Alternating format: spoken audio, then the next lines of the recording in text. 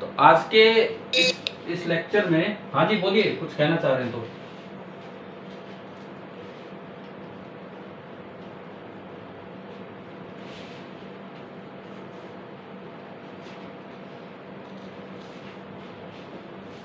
मैंने आपको last time combinations पढ़ा दिए रजिस्टर्स के, बैटरीज के।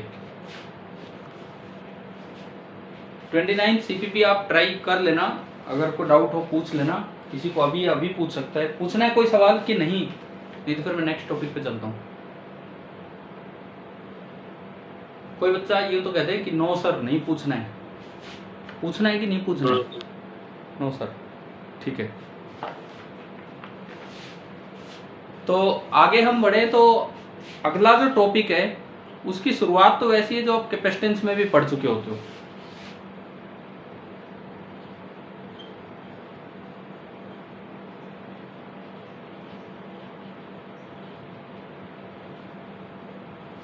That topic is Wheatstone bridge.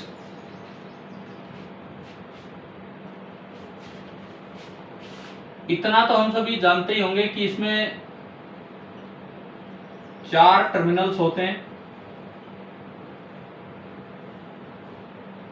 2 terminal 2 register से, 2 रजिस्टर से, एक 3 रजिस्टर से और एक और 3 रजिस्टर से।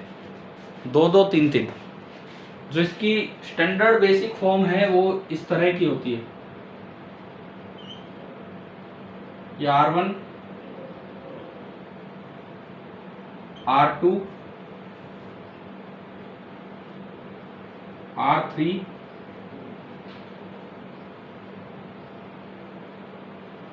दिस इज R4, बीच में एक 5वां रजिस्टर लगा रहता है R5।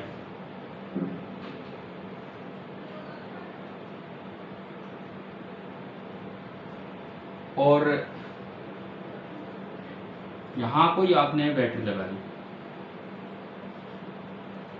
ये आपका होता है standard form of Wheatstone bridge.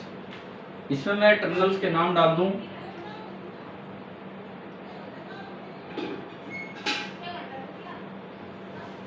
A B C D।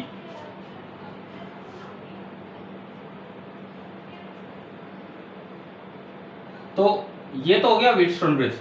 ये बैलेंस कब होता है? इसकी बैलेंसिंग का क्या मतलब था?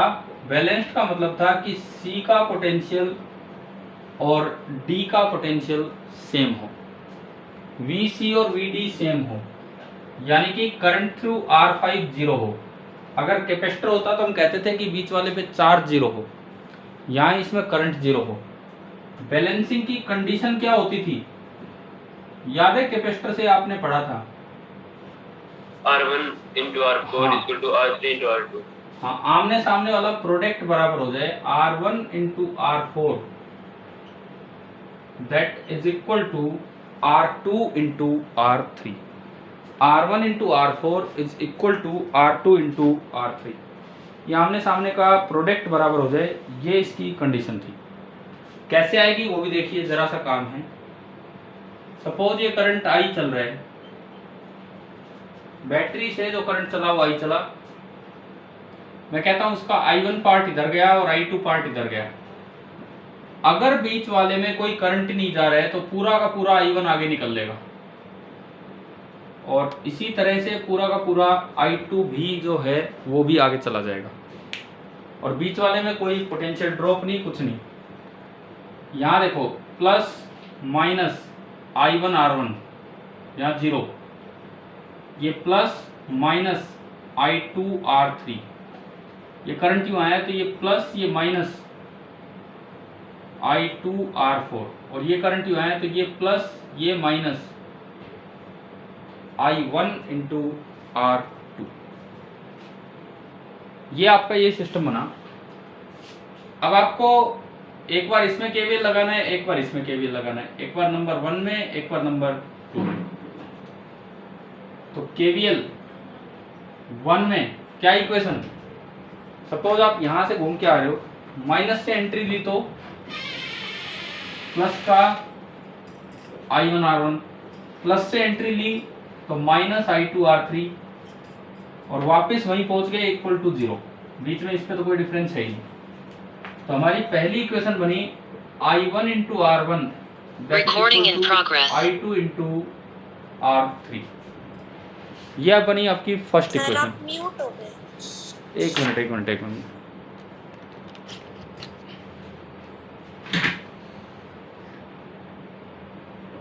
अभी ठीक है, अभी आवाज आ रही है?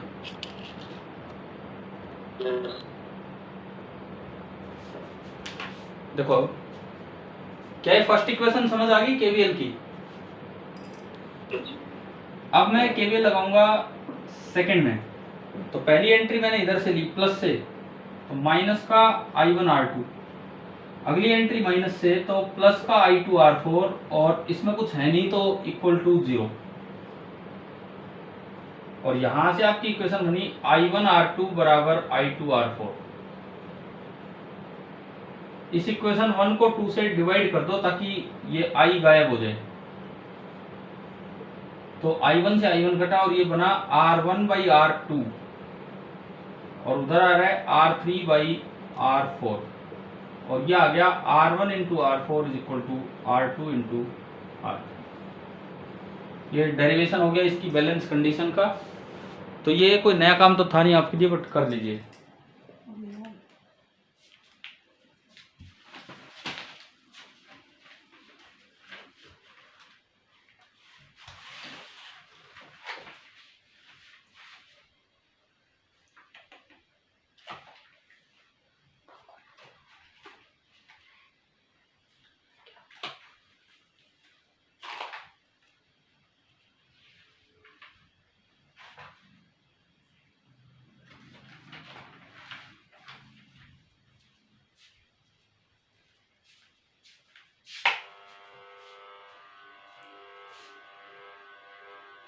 भाई अगर नोट हो जाए तो बता देना, उसके बाद फिर आगे बढ़ेंगे।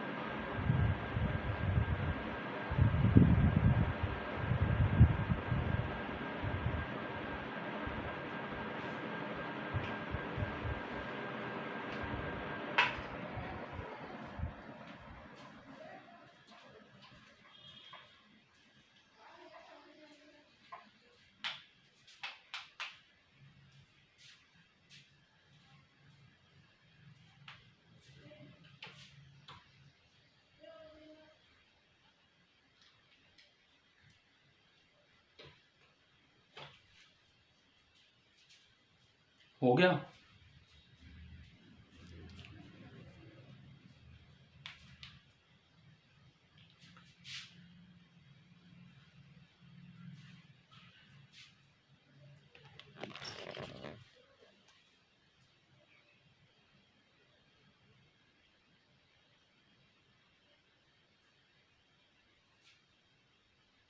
Recording in progress.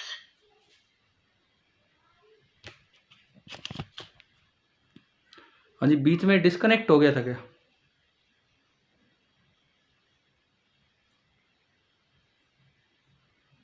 अरे बीच में डिस्कनेक्ट हो गया था बच्चों। Yes, sir. Yes, sir. तो ये फिर आप नोट कर पाए हैं कि नहीं? मैंने तो अभी देखा इसकी स्क्रीन पे।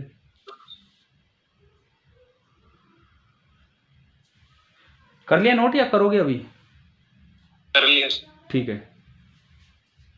अब देखो ये मीटर ब्रिज जो है, जो एक आपका टॉपिक है, जो आपका एक्सपेरिमेंट है 12th में, एक्चुअली वो यही है।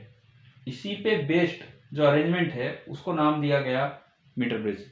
तो व्हीटस्टोन ब्रिज तो हमने पहले भी पढ़ रखा था, उसी तरह की चीज यहाँ आ गई, लेकिन अब उस पे बेस्ड जो डिवाइस है हम वो पढ़ते हैं।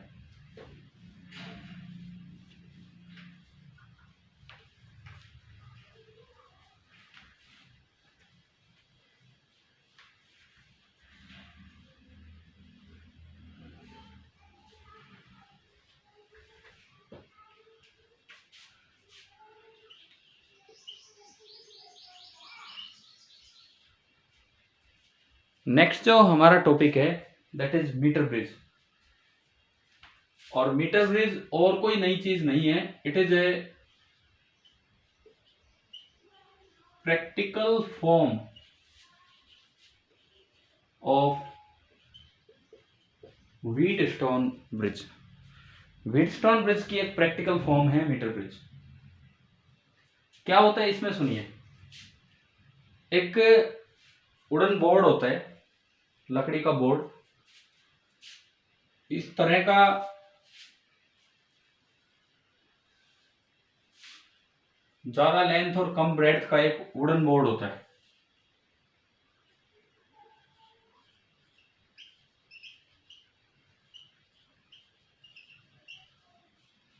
This is a wooden board.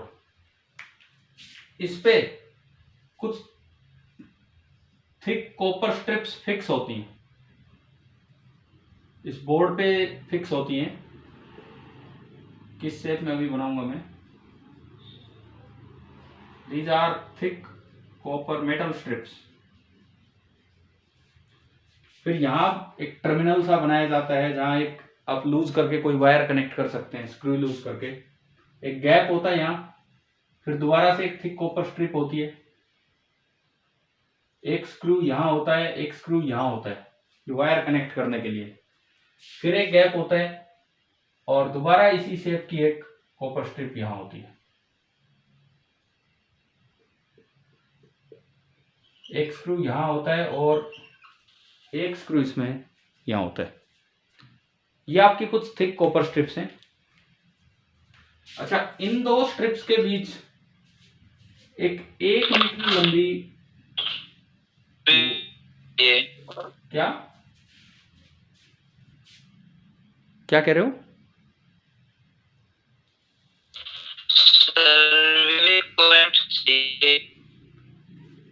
भाई मुझे सुन नहीं रही आपकी आवाज, नेटवर्क थोड़ा वीक है, लेकिन आप सुनिए सर। और अगर किसी को एंट्री का बोल रहे तो जो विवेक को एंट्री कौन देगा? होस्ट कौन है? मैं ही हूँ, एडमिट। हाँ जी विवेक भाई, हो गया एंटर? Yes sir. ठीक है।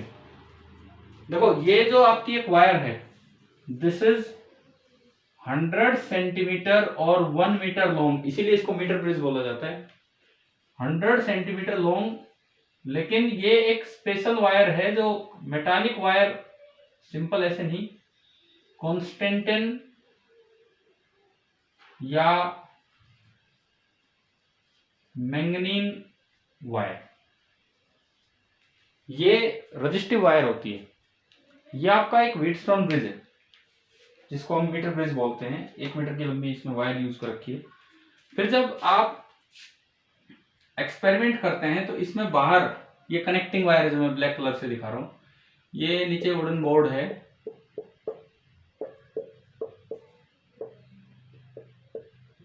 अच्छा, ये तो गैप है, ये आपका राइट गैप जहां अभी रजिस्टर्स कनेक्ट होंगे,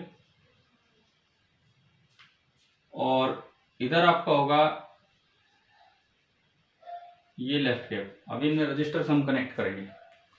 नीचे मैंने क्या किया, एक बैटरी लगाई जिससे कि मैं ये व्हीटस्टोन ब्रिज कंप्लीट करूं, और थोड़ा करंट को कंट्रोल करने के लिए एक वेरिएबल रेजिस्टेंस भी लगाते हैं, इसे रियोस्टेट बोलते हैं, जो आप लैब में देखेंगे।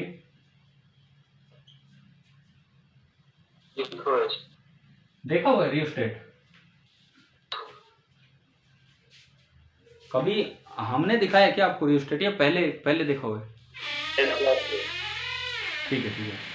तो ये यहाँ पे मैं यहाँ जगह नहीं है, थोड़ा साइड में कनेक्ट कर रहा हूँ, ये यूं कनेक्ट कर दिया। ये आपका अरेंजमेंट बन गया एक मीटर ब्रिज में, व्हीटस्टोन ब्रिज। अब क्या होता है, यहाँ पे एक और कनेक्टिंग वायर होती है जिससे आप गैल्वेनोमीटर को कनेक्ट करते हैं, और गैल्वेनोमीटर से एक कॉन्टेक्ट पॉइंट बनाते हैं। इस कॉन्टेक्ट पॉइंट को हम जॉकी बोलते हैं। जॉकी एक इस तरह का कोई डिवाइस है, वहां लैब में आप देख रहे होंगे, जिसको वायर पे स्लाइड किया जा सकता है। तो ये वो जॉकी है। अच्छा, एक गैप में आप नॉन रेजिस्टेंस डाल देंगे जिसकी वैल्यू आपको पता होगी, और एक गैप में आप अननोन रेजिस्टेंस डाल देंगे जिसकी वैल्यू आपको निकालनी है। मुझे नहीं पता कौन सी नोन है कौन सी अननोन, कोई भी एक मान लेंगे। Let this be R1 and let this be R2। मैं कह रहा हूं कि मुझे ये रेजिस्टेंस पता है और मेरे लिए ये वाली रेजिस्टेंस अननोन है।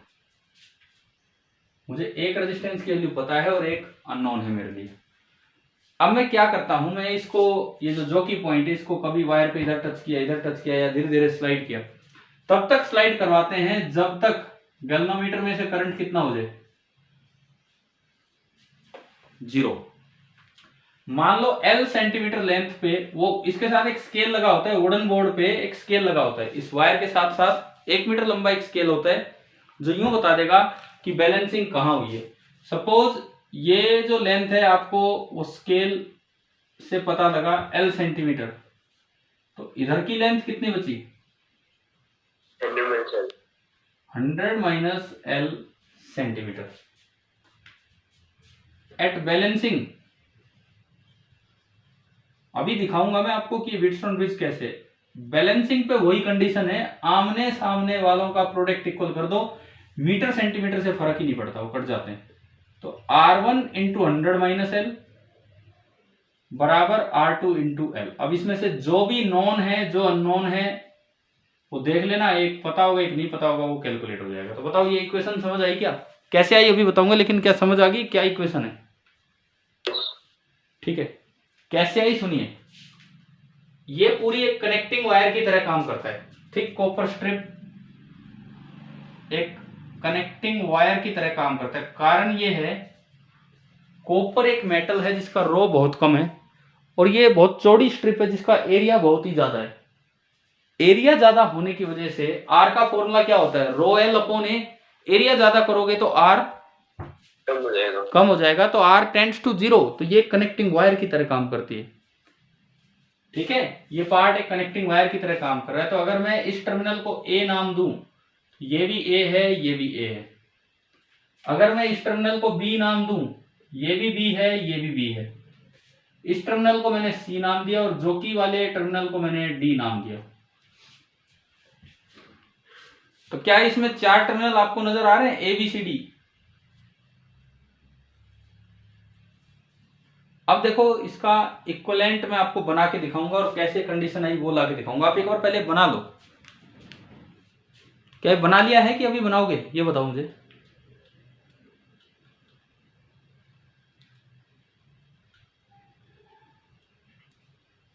अरे बना रहे हो क्या?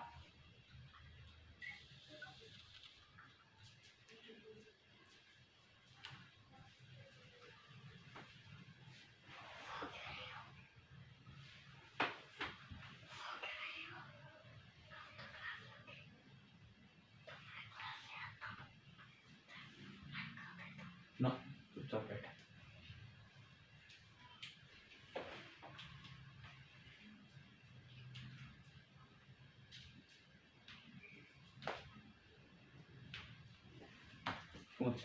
घंटी गिर जाएगा।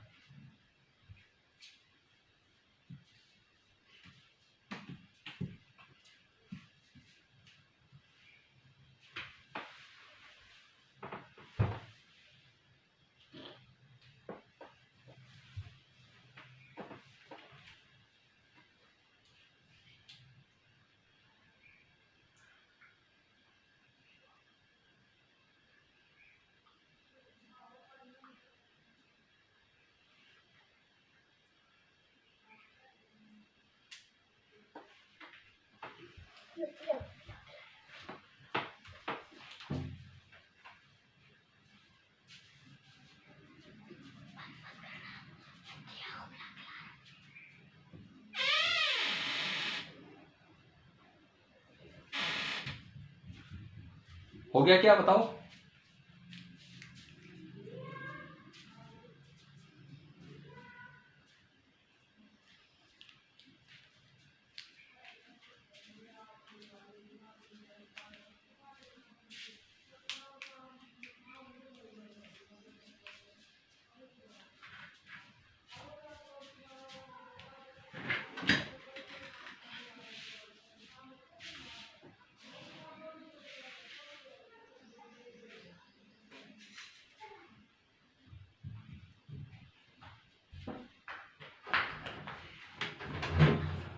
मेरे यहाँ पर लग रही है और बताओ यहाँ पर जरीट भी आ रही है ठीक है बैठ जाओ। और ये साथ की भी लगी गिर गई। दिखाओ क्योंकि ये मोटा निखार हो रहा है दिखा। चुपचाप बैठो। अरे हो गया क्या नोट? Yes sir. तो अब हम इसमें सीखते हैं कि ये व्हीटस्टोन ब्रिज कैसे है और ये कंडीशन कहां से आई। मैं नीचे थोड़ी जगह बनाता हूँ यहाँ पे लिखने के लिए। पापा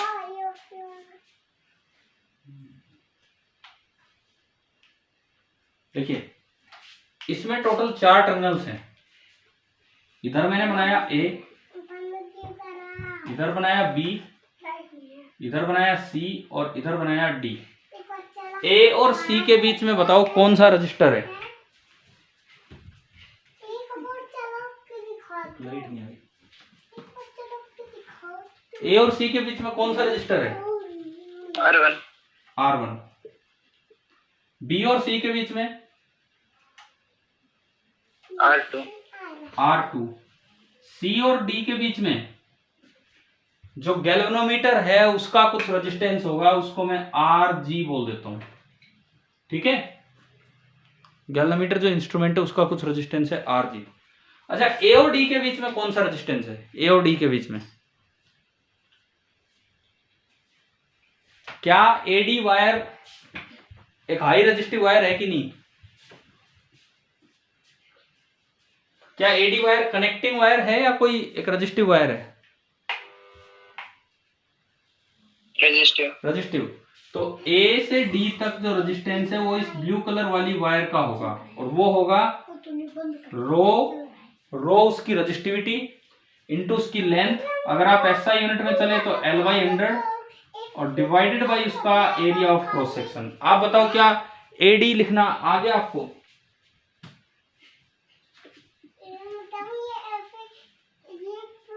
हाँ भाई बोलो, AD क्लियर है? Yes sir. और DB भी ऐसे ही लिखो, ऐसे ही बिल्कुल उधर का रो इंटू लेंथ है 100 माइनस L/100 and divided by area. और बाकी सब तो वही अरेंजमेंट है, नीचे कोई बैटरी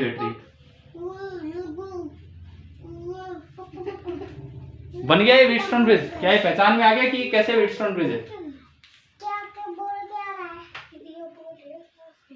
हम इसका प्रूफ देख रहे हैं, इसका प्रूफ। और फिर अगर बीच वाली ब्रांच में गैल्वेनोमीटर में करंट 0 हो तो आमने सामने का प्रोडक्ट इक्वल होगा। तो R1 into rho by A into 100 माइनस L/100 that is equal to R2 into rho L/100 और बाई A। 100A से 100A गया, रो से रो गया। तो आप बताओ क्या ये कंडीशन आ गई है कि नहीं? ठीक है, तो ये नोट कीजिए आप।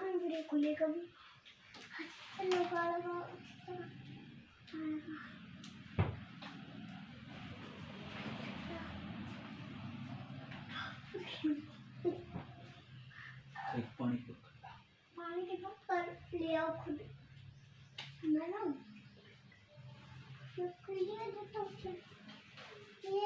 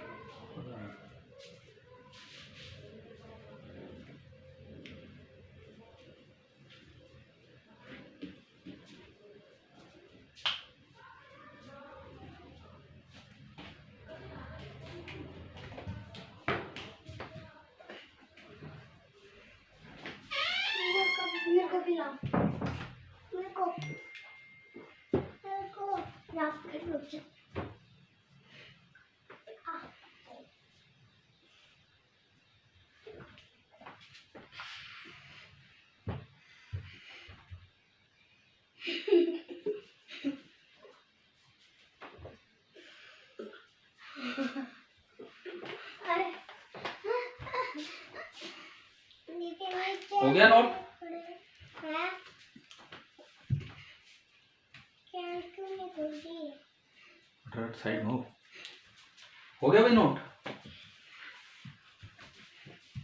अरे तुम साइड में चलो।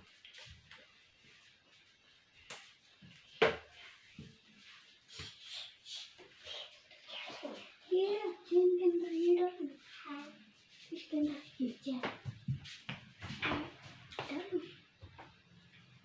अरे खुलेगा भी नहीं। खुला जब तुमने लगाई थी ना, तुमने खोलने की कोशिश करी, खुला ही नहीं। देख थोड़ी टाइट लगाई थी मैंने, थोड़ी ढीली लगाऊंगा अब की बार। देखिए खड़ा भी है, गिर नहीं रहा, थोड़ा सा ही मुड़ रहेगा।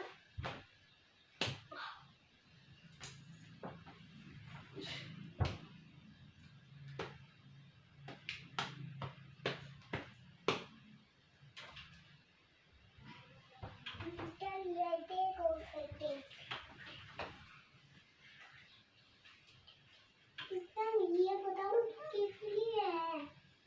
ये बताओ किस लिए है? छोटी सी चीज। हाँ भाई कर लिया क्या बताओ? डर दिखाती हूँ उसके ना, जब ये चाहिए Yes, होता है sir. ना। ठीक है, अब इसको यूज करते हैं हम।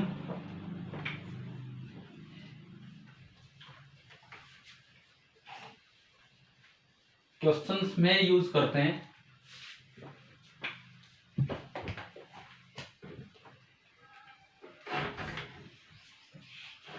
जैसे मान लो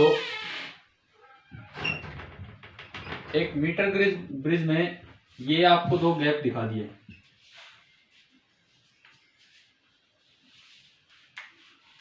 ये उसकी वो वायर है 100 सेंटीमीटर लंबी वायर। यहाँ पे ये अरेंजमेंट दिखा दिया, ये सब है। गैल्वेनोमीटर एंड ये बैलेंस पॉइंट दिखा रखा है यहां से 20 सेंटीमीटर पे। अच्छा, ये बैलेंस पॉइंट तब है जब मान लो यहां रेजिस्टेंस है 1 ओम का, यहां एक अननोन रेजिस्टेंस है R। क्वेश्चन है कि फाइंड R, और इस वक्त गैल्वेनोमीटर में करंट 0।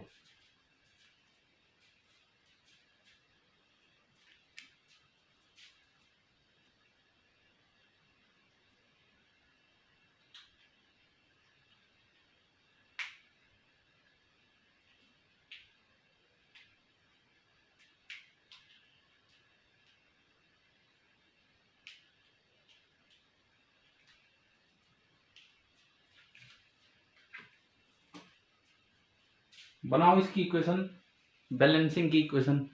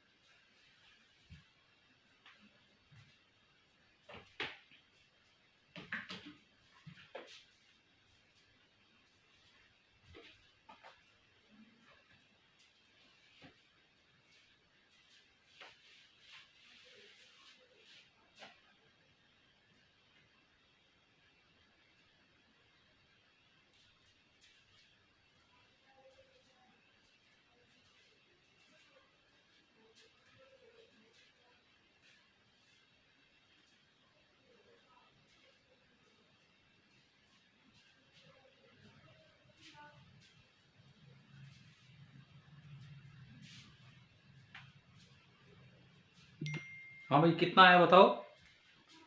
आसान है, ये तो सीधा ही है। कितना आया बताओ? 0.25. हाँ देखिए, ये 20 सेंटीमीटर टोटल 80 सेंटीमीटर होती थी, ये कितनी बची ना? टोटल 100 होती थी, 80 बची। अब बैलेंसिंग पे हमें सीधा याद रखना है, आमने सामने का प्रोडक्ट इक्वल कर देना है। तो R into 80 is equal to 1 into 20। कोई मीटर सेंटीमीटर का चक्कर ही नहीं है। तो यहां से आपका R आ गया कितना? 1/4 ओम। एक बार आईआईटी के पेपर में इस चीज का जिक्र हो रखा था, एंड करेक्शंस। और उस सवाल में, अभी मुझे एग्जैक्ट सवाल याद नहीं है, ये बोला गया कि भाई एक एंड पे एंड करेक्शन है सपोज 2 सेंटीमीटर, और एक एंड पे एंड करेक्शन है सपोज 3 सेंटीमीटर। इसका क्या मतलब था? जैसे इसी सवाल में आपने पिछला तो कर लिया, अब उसके बाद लिख दो रिपीट द वो question if the end corrections are 2 centimetre at left end end 3 centimetre at right end. ये आप उसमें ऐड कर दीजिए अगले सवाल में।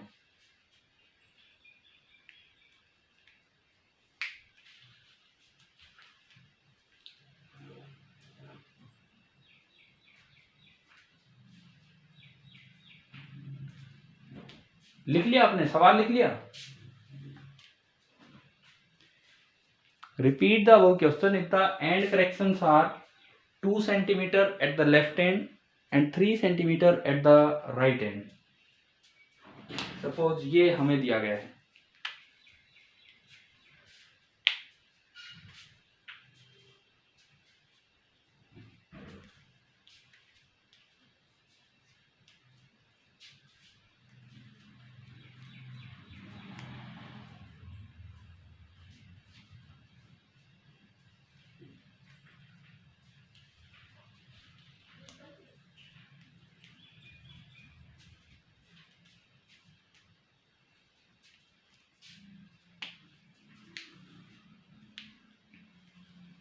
क्या मतलब क्या है इस बात का एंड करेक्शन का?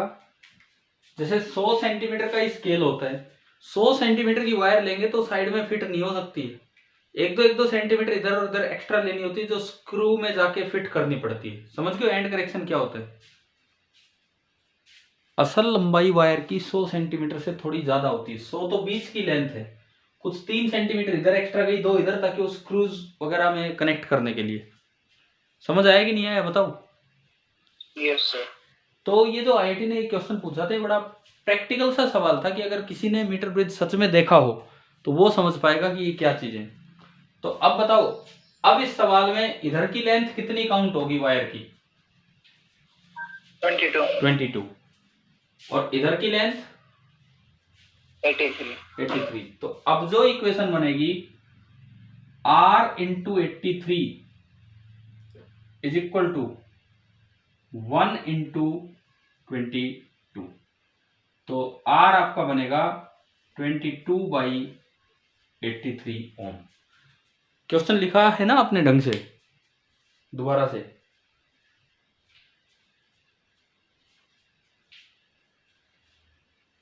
ठीक है, चले आगे बढ़े।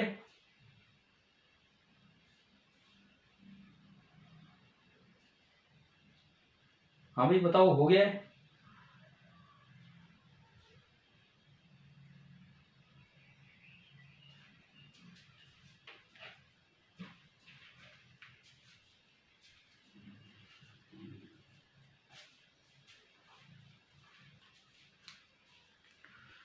हो गया ना नोट?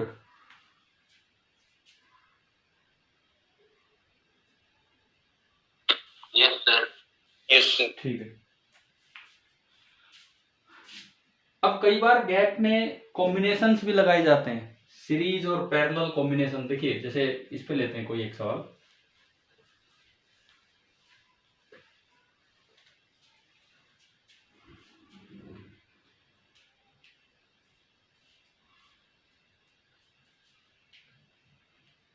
मान लो आपको ये दिया गया कि एक गैप में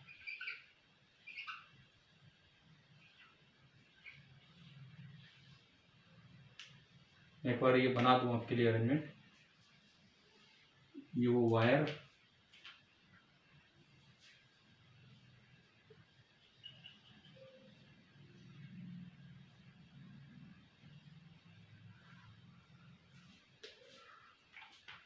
आपको दिया गया है कि इस गैप में एक अननोन रेजिस्टेंस R1 10 ओम के साथ सीरीज में लगा दिया। ठीक है, ये ऐसे डायग्राम ना आए वही सवाल आ जाए, an unknown resistance R1 is connected in series with the resistance of 10 ohm and this combination is connected to left gap of metre bridge. और मान लो दूसरी साइड आपने कोई रेजिस्टेंस लगा रखा है R2, ये दिया गया है, और अब इन्होंने कहा है कि जो बैलेंस पॉइंट है वो 50 सेंटीमीटर पे है।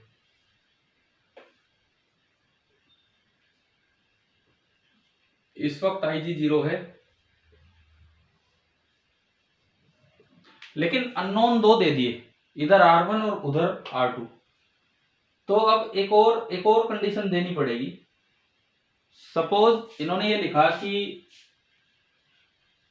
when 10 ohm resistor is removed,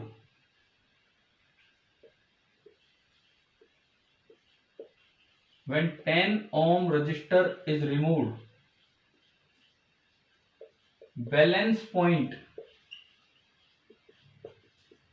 shifts by 10 centimetre. ये नहीं बताया किधर गया, लेकिन बस इतना बोल दिया कि 10 सेंटीमीटर शिफ्ट हो गया। Find R1 and R2। R1 और R2 आपको बताना है कि क्या होगा।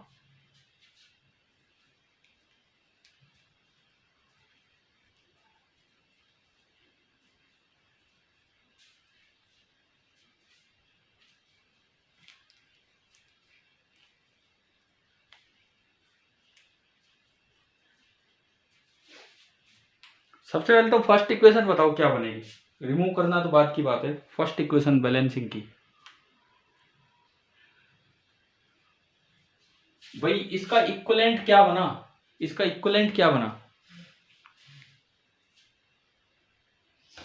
हाँ जी बोलिए, इसका इक्विवेलेंट क्या बना? अरे सीरीज में है तो इक्विवेलेंट क्या बनेगा? R1 plus 10। तो इक्वेशन बनी R1 plus 10 into 50 is equal to R2 into 50। 50 से 50 गया तो पहली इक्वेशन आ गई R1 plus 10 is equal to R2, first equation. लेकिन मुझे एक और इक्वेशन चाहिए। अब इसने कहा कि अगर मैं 10 ओम को रिमूव कर दूं तो बैलेंस पॉइंट 10 सेंटीमीटर शिफ्ट हो गया, लेकिन ये नहीं बताया किधर गया, तो वो हमें सोचना होगा। पहले ये बताओ, सीरीज से कुछ हटाओगे तो रेजिस्टेंस आपने कम किया है कि ज्यादा किया है? कम। ये कम हो गया, लेकिन इसका और इसका प्रोडक्ट सेम रहना है, ये प्रोडक्ट सेम रहना है। ये कम हो गया, इस पे कोई चेंज नहीं। तो अगर ये कम हो गया और प्रोडक्ट सेम रहना है तो बदले में इस लेंथ को बढ़ना होगा कि कम होना होगा? बढ़ना होगा। ये हमें सोचना है। ये लेंथ बढ़ेगी तो ये किधर शिफ्ट हुआ है? इस साइड। समझ आया? Yes sir. यानी कि जो न्यू बैलेंस पॉइंट है वो आपका अब 40 सेंटीमीटर पे गया। समझ गए ना? ये चीज हमें सोचनी पड़ेगी। कोई बच्चा इसमें 60 पे ले गया तो गलत हो जाएगा। और अब नई इक्वेशन, अब इधर से 10 गायब, नई इक्वेशन, उधर ओनली R1 इंटू, बताओ इधर कितना कितना 60 बराबर R2 इंटू 40। तो R1 बराबर आ गया 2/3 टाइम्स R2। अब ये R1 2/3 R2 आप इसमें रख सकते हो और सोल्व कर सकते हो। इक्वेशन 1 में आपने R1 की जगह रखा 2/3 R2 plus 10 is equal to R2 आ गए। हाँ, R2/3, तो R2 आपका आ गया 30 ओम, और R2 30 आया, इसमें रखा तो R1 कितना आ रहा है? 20। ये आ गया 20 ओम। तो बताइए, समझ आ गया ये वाला सवाल? नोट करो, फिर मैं इसमें चेंज करके एक सवाल देता हूं आपको, वो आप करके दिखाएंगे।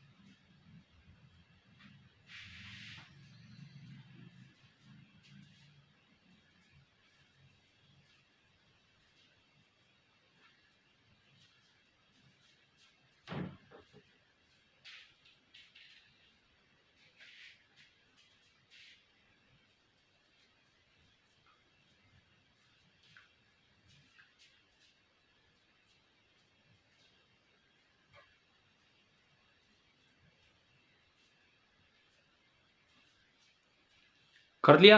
हो गया नोट? बताओ। Yes sir. तो इसमें एक चेंज ये करो, अब मान लो इस सवाल में ये दोनों इस गैप में पैरेलल में दिए होते शुरू में, ये R1 और ये 10 ओम, और दिया है कि अब बैलेंस पॉइंट 50 पे है, और जब 10 ओम को रिमूव किया तो बैलेंस पॉइंट 10 सेंटीमीटर से शिफ्ट हो गया। तो अब आप वैल्यूज बताओ R1 और R2 की, ये ट्राई कीजिए।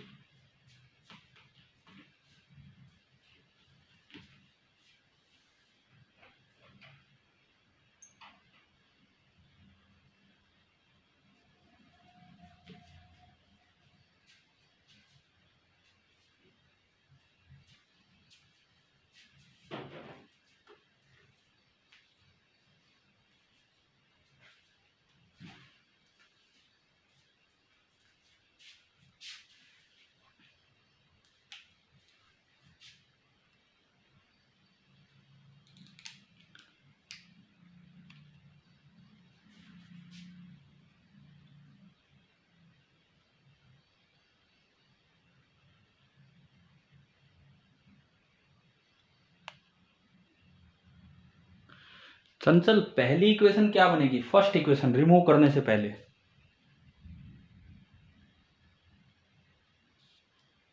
Sir R1 equal 10 R2 upon 10 minus R2। ये तो आपने थोड़ा सिंप्लीफाई करके बता दिया। एक बार वैसे बताओ, इसको देख के क्या लिखूंगा, कैसे लिखूं? इधर का कितना? 1 अपॉन R1 प्लस 1 ना वो हम सीधा जानते हैं ना, R1 R2 upon R1 plus 10 into कितना इसके साथ? 50। और उधर से है R2 इंटू 50 से 50 गया, मेरे पास R2 आ गया, कोई नहीं, इसको चलने दो। 10 R1 upon 10 plus R1।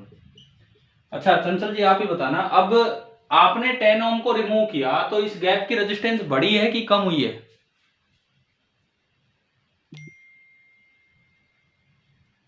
Parallel में कोई चीज कनेक्ट करते हो तो रेजिस्टेंस कम होती है, तो कोई चीज हटाओगे तो रेजिस्टेंस बढ़ेगी। अगर ये रेजिस्टेंस बढ़ गई है और प्रोडक्ट सेम रखना है तो बदले में ये वाली लेंथ, अगर ये रेजिस्टेंस बढ़ गई है, प्रोडक्ट सेम रखना है तो बदले में ये वाली लेंथ क्या होगी? कम होगी। कम होने का मतलब है ये उधर गया होगा 10 सेंटीमीटर, तो नया बैलेंस पॉइंट कितने पे आएगा? 60 सेंटीमीटर। 60 पे।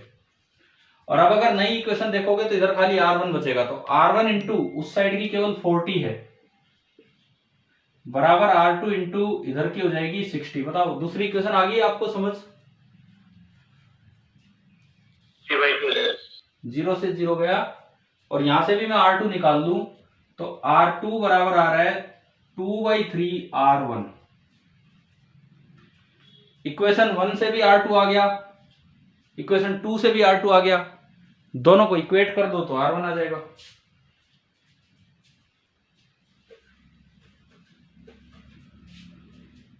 आपने दोनों को इक्वेट किया तो R2 की जगह 2/3 times R1 is equal to उधर 10 R1 upon 10 plus R1।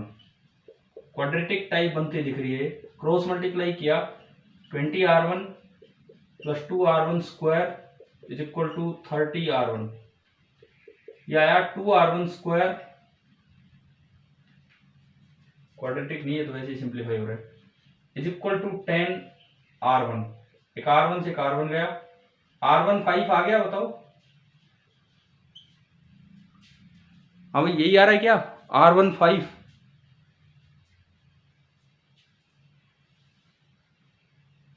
Yes sir. ठीक है। और R2 अगर निकालोगे तो इसमें रख लो 10/3। तो R2 आपका आ गया 10/3 ओम। तो मतलब इन सवालों में थोड़ा यही सोचना होगा कि ये शिफ्ट तो हो गया, लेकिन किधर ले जाना है। तो अभी बताओ, मीटर ब्रिज समझ आया किस तरह से काम करेगा ये? अननोन रेजिस्टेंस कैलकुलेट करने का जो प्रैक्टिकल तरीका है वो ये है मीटर ब्रिज। मतलब वही व्हीटस्टोन ब्रिज जो हम वहां पढ़ के आए थे। अच्छा, व्हीटस्टोन ब्रिज के और पॉइंट यार वहां से रिवाइज करना अपने कैपेसिटेंस से। मैंने अनबैलेंस्ड व्हीटस्टोन ब्रिज में फॉर्मूला बताया होगा, वो डायगोनल रिलेशन वाला, डायगोनली सिमेट्री वाला, दो का प्रोडक्ट अपॉन नीचे सम, एक को ऊपर 2 से मल्टीप्लाई करना, एक को नीचे 2 से। याद है क्या वो कुछ आर इक्विवेलेंट का? 2R1 R2 plus R2 R3 plus R1 R3 upon R1 plus R2 plus 2 R3। समझ रहे हो मैं क्या बोल रहा हूँ, कहाँ का ये फॉर्मूला है? Yes sir. अगर इधर R1 है उधर भी R1 है, बैलेंस नहीं है व्हीटस्टोन ब्रिज। ऐसे इधर R2 है इधर भी R2, वो कैपेसिटेंस में जो फॉर्मूला था वही यहाँ भी वैलिड है। समझ गए हो किसकी बात की हमने, अगर अनबैलेंस्ड आ जाए तो। अच्छा, इसमें मीटर ब्रिज में एक और पॉइंट मैं बताता हूँ कि इसकी एक्यूरेसी मैक्सिमम कब होती है, और एक इसका मतलब क्या है एक्यूरेसी मैक्सिमम होने का।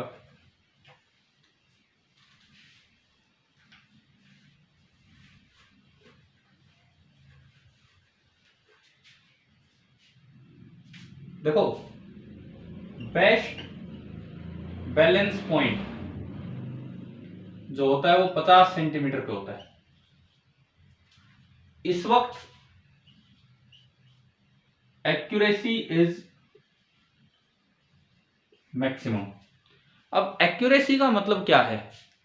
एक्यूरेसी का मतलब यह है कि अगर आपने बैलेंस पॉइंट रीड करने में हल्की फुल्की गलती कर दी, आप 50 का 51 रीड कर गए, 50 का 49 रीड कर गए, 1 सेंटीमीटर की आपने गलती कर दी वहां पे, तो भी कैलकुलेट होके जो अननोन रेजिस्टेंस आएगा उसमें बहुत बड़ा एरर नहीं आएगा।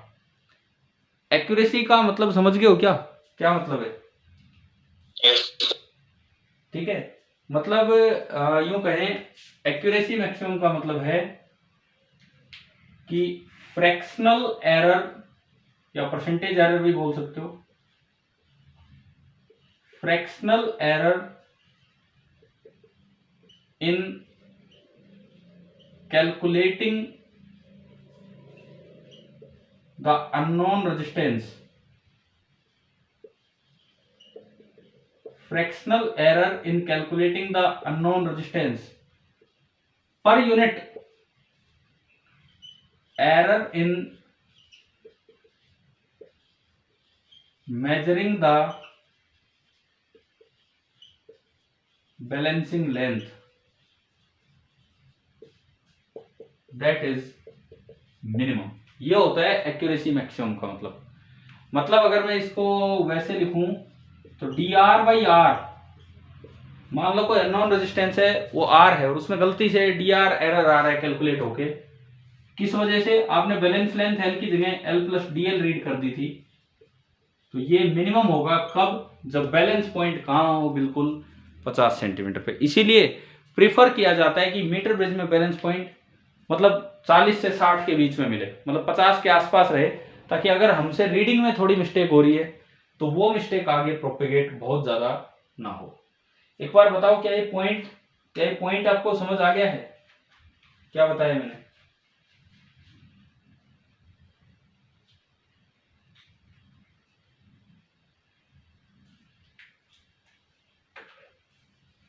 हाँ जी भाई, क्लियर है क्या?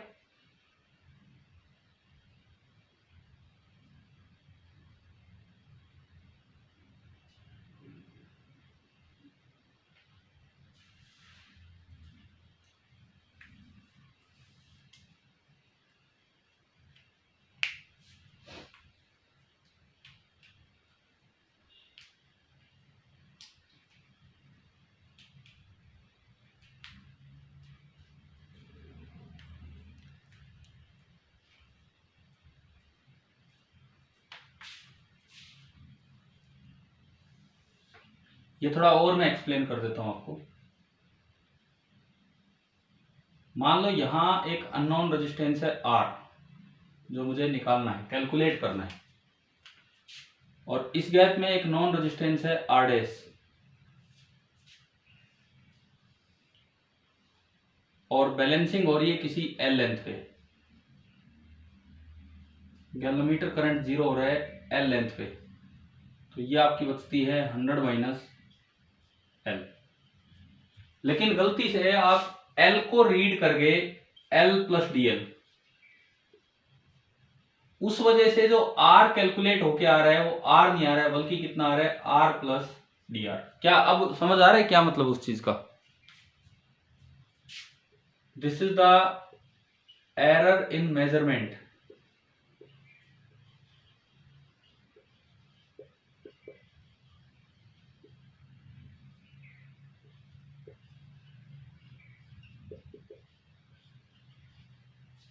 And then this is the error in calculation. एक आपका है एरर इन मेजरमेंट और फिर एक आपका है एरर इन कैलकुलेशन, ये है।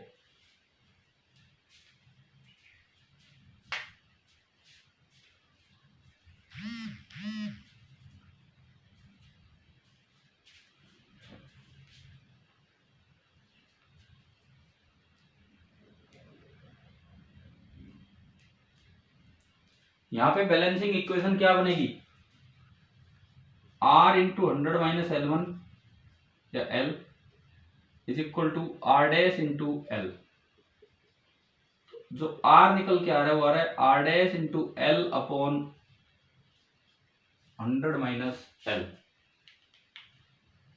R आपका निकल के आया R dash into L upon 100 minus L।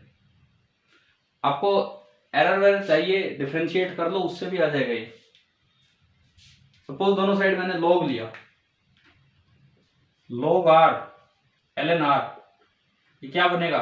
ln of R dash plus ln of L plus ln of plus नहीं minus ln of 100 minus L। हाँ भाई बताओ, क्या समझ आ गया है कि नहीं? ठीक है, मैं आपको यहां से ये काम देता हूं, आप इसको डिफरेंशिएट करेंगे। अगर खुद करें तो कोई भी नया वेरिएबल x के रिस्पेक्ट में, उससे ये पैरामीटर निकाल के लाएंगे। ये इसका मोड को नेगेटिविटी साइन है, ये पैरामीटर निकालेंगे। ये पैरामीटर जो भी आएगा किसी L के फंक्शन में आ जाएगा, बैलेंसिंग लेंथ के फंक्शन में, और फिर मैक्सिमम मिनिमा से उसे डिफरेंशिएट करके मैक्सिमम या मिनिमम करना, वहां से आपका L आ जाएगा 50 सेंटीमीटर। करोगे ट्राई? Yes sir. देखो ये मतलब ये पॉइंट याद कर लो, वो भी अपने आप में बहुत है, लेकिन आता कैसे वो मैं आपको बता रहा हूँ। एक बार फिर बताता हूँ, यहां से आप किसी तरह डिफरेंशिएट करके ये एक्सप्रेशन लाएंगे। अगर नेगेटिव आता है उसका मोड ले लेंगे, क्योंकि एरर तो एरर है, वो कम हो या ज्यादा हो। फिर वो जो एरर आएगा उसको मिनिमम करने के लिए उसका जो एक्सप्रेशन आएगा L में, वो देखना आप, और उसमें डिफरेंशिएट करके जीरो करना, जो भी वो बनता है, और वहां से देखना फिर ये आता है कि नहीं। तो भाई ये मीटर ब्रिज हमारा पार्ट पूरा होता है। अब आप बताओ, क्या आज की क्लास में व्हीटस्टोन ब्रिज और मीटर ब्रिज समझ आ गए हैं कि नहीं?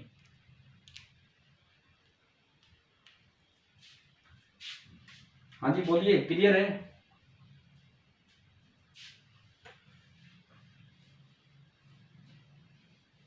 अब मैं एक लास्ट पॉइंट आज का बता देता हूं।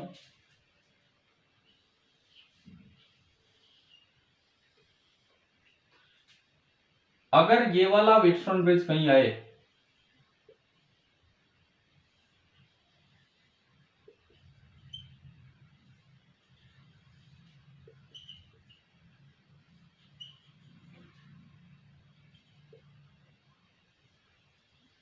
करवाया है ना ये पहले, डायगोनल सिमेट्री लेकिन अनबैलेंस्ड, समझ गए हो कौन सा?